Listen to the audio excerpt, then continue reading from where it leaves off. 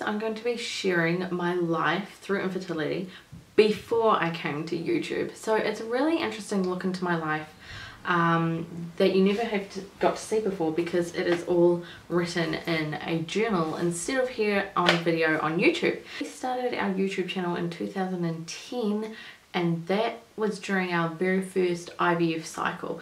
So everything that is written in this diary is pre-IVF, so Clomid and Paragon injections. It's heartfelt, it's honest, was written 7 years ago now. So it started in 2008, that's when our trying to conceive journey began. And the reason that I decided that I would share it with you guys is because you've only ever seen me as being pretty positive, and I just wanted you guys to know that there was a side to me that was really sad and upset and felt like I wasn't coping. And I want you to know that, because I want you to know that it's normal and that it is hard to be positive all the time, and sometimes you just can't be.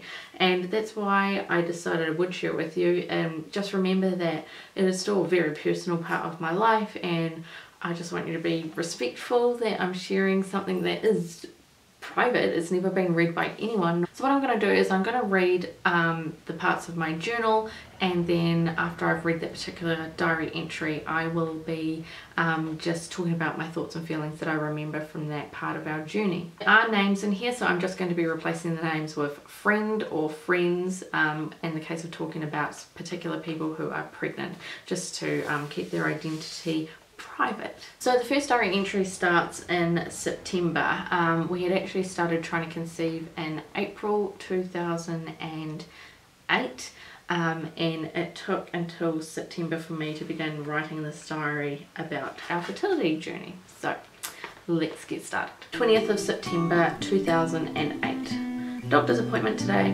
He has sent me to a fertility specialist in the hope that we can have a baby soon. I wish my body would just do what it's meant to. We're both so desperate for a baby, but will it happen? It's up to God, I guess, but I have faith in him that he will give us a family. So, you know, that's a little bit of like positivity in that diary entry. You know, we were very early into the infertility process of doing treatment and things. We'd just tried naturally for the first 5 months, and I hadn't really been cycling. I'd got off the pill, as I was on the pill for trying to regulate PCOS symptoms. So that's the reason why we had to go to a fertility specialist in the first place, was that I knew I had PCOS. I was not getting regular cycles, if any at all, and I was on the pill from the age of 18. So that diary entry is more of just this is what we're doing. I'm excited to get started. It sucks that we have to do something, you know, just not just oh my goodness, my period's late and surprise, I'm pregnant. You know, there is a bit of disappointment there that I couldn't do that, but excitement that we're finally starting something and that we could probably have a baby pretty soon. 10th of November 2008. The hospital wrote to us saying that our appointment is routine, aka it'll be years before we see you. But that's okay, because we have our $200 appointment with Fertility Associates in Wellington tomorrow. I've had butterflies in my stomach all day, and I'm terrified they will tell us that there's an incredibly long waiting list for fertility treatment. All will be revealed tomorrow, one step closer to having the little boy or girl that still only exists in our hearts. I hope God can make it a reality for us. So I do remember going to my GP and him being really blasé about the whole process, and just being like, you know, what are your periods like? Are you not tracking your cycles? And I keep repeating to him, I don't have any cycles to track, you know, like nothing's happening. And he's like, how do you know you're not ovulating? And I'm like, it was an extremely frustrating process. And so he just sent the referral that I talked about here to the public hospital, and the public hospital got back to us and said that it's routine, you know, you're not dying, nothing urgent, you're not old, so basically you're not priority, so you just have to wait on the public waiting list. Before we had actually got that letter in the mail, Martin and I had already taken the initiative to go to a seminar that was in our town about Fertility Associates. So Fertility Associates is a fertility company in New Zealand, and Martin happened to just see it in the newspaper. He came home one day and he's like, hey babe, look at this, we should go to this. And I was like, yeah, we totally could. And we went there, and it was really weird because we were like very much the youngest people in the room. We were 20 and most of the couples in that room were mid 30s to 40s. It was kind of weird to see us youngies in the room. But the thing is, infertility isn't just for older people who are nearing 40. Infertility hits any age. So at that seminar, we made an appointment to see fertility associates, and it was going to cost us $200 because obviously it's a private hospital place. And we thought, screw the public hospital, we're going to get into this and get going now. 15th of November 2008. Our trip to Wellington went well, and I was given some hormone pills, and now it's just a waiting game. I should know if I'm pregnant or not by the middle of December. I hope and pray it'll work first time. Now it's funny reading that back because I remember sitting in church and Martin's mum had said to me, you know, like, oh, you're gonna struggle, are you gonna struggle to get pregnant? And I remember saying to her, no, you know, we've got these pills and I'll probably be pregnant, you know, this month kind of thing. And I look back at it now and think, oh my gosh, I really had no idea what we were in for. Like, this is 2008 and we didn't end up having Roman until the end of 2010 via IVF, you know.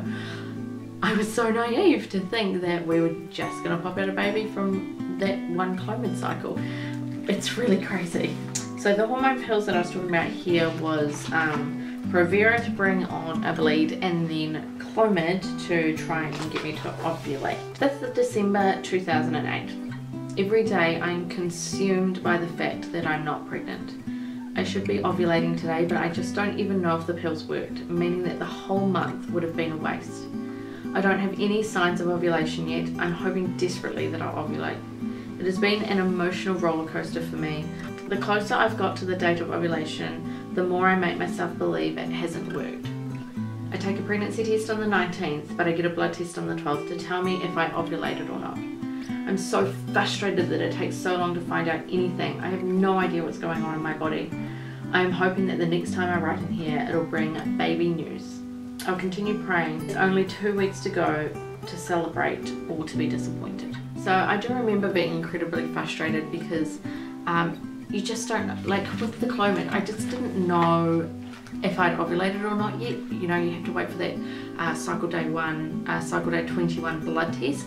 So you're spending the whole month, like, it's in your mind, it never leaves you. You're constantly thinking about it, like, you know, did we time it right? Did I even ovulate? Are these pills working? Did I take them right?